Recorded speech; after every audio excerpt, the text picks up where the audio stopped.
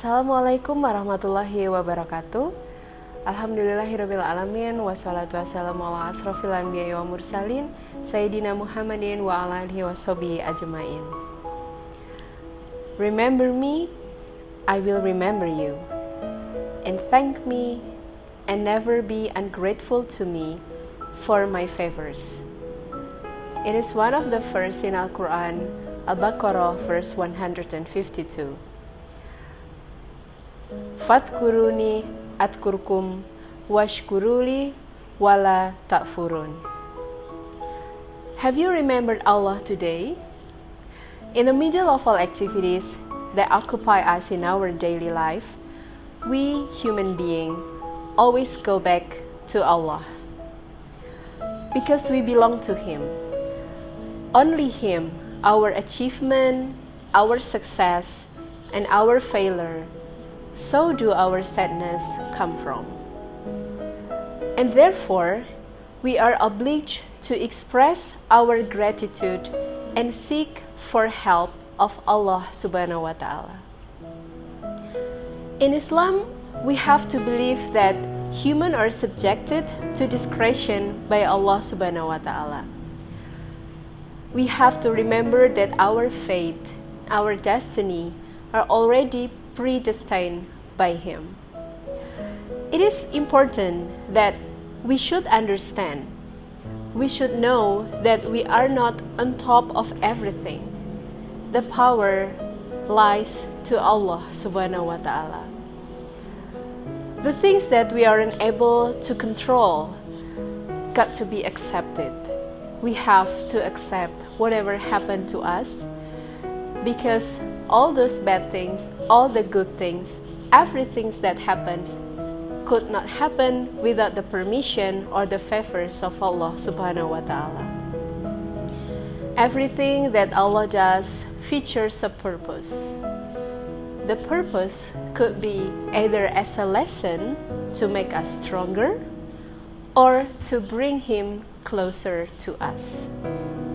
One of hadith Sahih Bukhari and Muslim mentioned that, yes, no Muslim is afflicted with hurt caused by disease or some other inconvenience, but that Allah will remove his sins, and as tree sheds its leaves. Do you know that being happy or being sad without remembering Allah tends to lead us into mental health issue? One of the mental health issues is anxiety. Some research find out that being away from Allah, never remembering Him, close to less spiritual ambience in our daily life. And what happened after we lost spiritual ambience? It leads to anxiety. One of Indonesian scholars, Fatima, had a research found in schools that through Dzikir, anxiety could be endured, could be lessened. And also, another research in Iran found sort of similar issue, that Dzikir is to be subjective well-being alternatives. So not only as a therapy, but also as a well-being alternatives. Indeed, when we remember Allah, He will remember us. Linguistically, Dzikir means remembering. So, in the context of spirituality, Dzikir means remembering our God, and it's Allah subhanahu wa ta'ala. In short, Dzikir is an awareness of a creature to remember the creation. We are human as the creation, and Allah is our creator.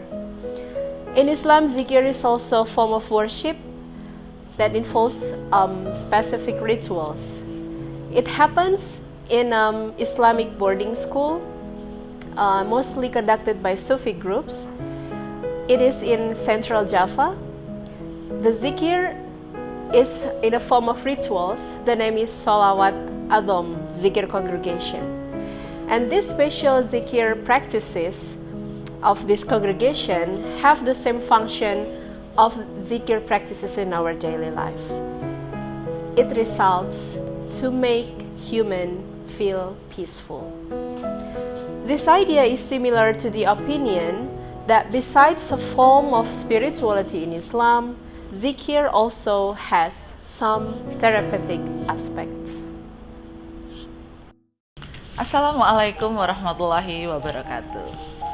When remembering Allah, we have to consider that there are several intensities of Dzikr.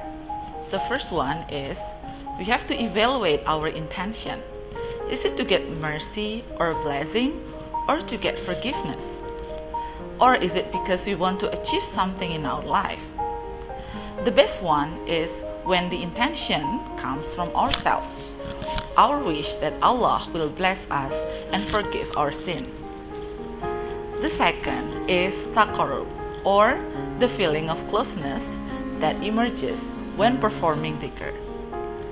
When one feels close to God, they will start to love God, leading the performer to surrendering and totally depending on Allah. As a result, all worry, anxiety, and confusion when facing a problem will disappear and be replaced by peace and optimism. The third one is tadaru, or the feeling of quiet and humble. Feeling humble before Allah can also be considered as a sense of nothingness according to Subandi 2009. A sense of nothingness from practicing dhikr doesn't mean that the individual feels useless in life. Instead, they lose the pride that makes them arrogant. The fourth is liqa, or the feeling of meeting Allah. The feeling of meeting Allah when practicing dhikr is a manifestation of living the practice of dhikr and one's closeness with God. The next one, or the fifth intensities, is ihsan, or the feeling of seeing and being seen by Allah. One must always pay attention to their every action because there's a feeling inside them that everything that they do is seen by Allah. As a result, one will always consider the impacts of their action before performing them. High comprehension of dhikr can produce ihsan in individuals. The next, or the sixth intensities, is khawf, or feeling fearful. This is a manifestation of tadaru. Nothingness will produce an awareness that everything that exists and happens on earth is there by His will and power. Someone with high comprehension of khawf must have fear. The lower the comprehension, the smaller the fear of Allah. And then the last is tawadu, or feeling lowly.